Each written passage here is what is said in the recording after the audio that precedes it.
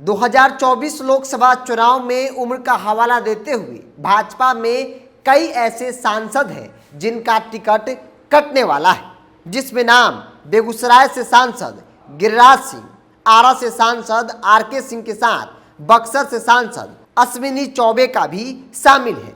अब सवाल है कि अगर इनका टिकट कटेगा तो फिर पार्टी किन्हें मैदान में उतारेगी। चर्चा युवा नेताओं को लेकर है। पवन सिंह है, ऋतुराज सिंह है और ऐसे कई युवा नेता हैं जिनकी दावेदारी जो है वो देखने को मिल रही है। दरअसल अगले साल यानी 2024 में होने वाले लोकसभा चुनाव को लेकर मिशन 40 को अंजाम देने में जुटी भाजपा ने अगर टिकट बंटवारे में 70 साल की उम्र का फॉर्मूला कायम रखा तो पार्टी के आधा दर्जन वर्तमान सांसदों का टिकट कट सकता है।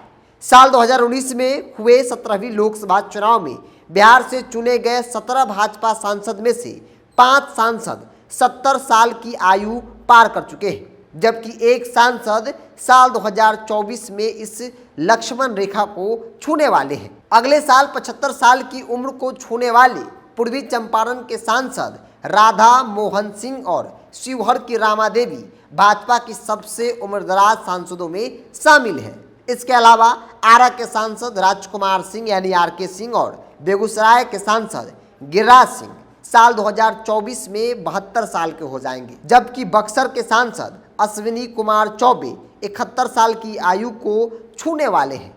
पटना साहिब से सांसद रविशंकर प्रसाद साल 2024 में 70 साल की आयु को छू लेंगे। तो ये ऐसे नाम हैं जिन पर तलवार लटकता दिख रहा है। हालांकि इनके तरफ से दावेदारी भी की जा रही है, तैयारी भी की जा रही है और यह बताया जा रहा है कि 24 में कोई और नहीं बल्कि यही उम्मीदवार होंगे। बात गिरिराज सिंह की कर ली जाए तो उनका उम्र भी हो गया है और ऐसे में उनकी कार्यशैली को लेकर भी कई सवाल खड़े होते रहे हैं। क्योंकि नरेंद्र मोदी ने साफ तौर पे कहा था कि आप अपने क्षेत्र में किए गए कार्यों की उपलब्धि बताइए कि आखिर पार्टी आपका टिकट क्यों नहीं काटे। तो ऐसे में कई ऐसे नेता हैं जिनका परफॉर्मेंस काफ़ी डाउन रहा है और भाजपा कई चुनौतियों का सामना कर रही है।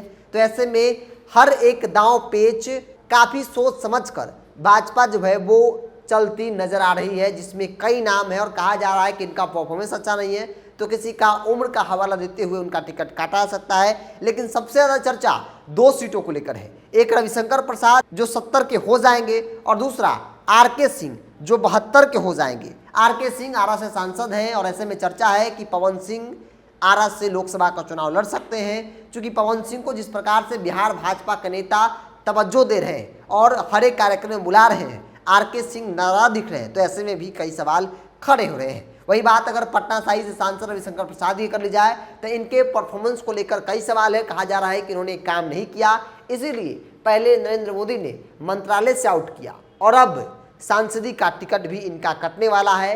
ऋतुराज सिन्हा जो वरिष्ठ नेता हैं, यंग हैं, उनको इस बार मौका मिल सकता है। तो ऋतुराज सिन्हा आरके सिन्हा के बेटे हैं, भाजपा के कद्दावर नेता, आरएसएस बैकग्राउंड के नेता, उनके लड़के को इस बार मौका संभवतः मिल सकती है। और कई कार्यक्रम में जो तस्वीरें दिखी हैं वो इस बात का प्रमाण है कि आने वाले दिनों में संभवतः पटना साहिब से रविशंकर प्रसाद नहीं बल्कि ऋतुराज सिन्हा को मौका मिल सकता है।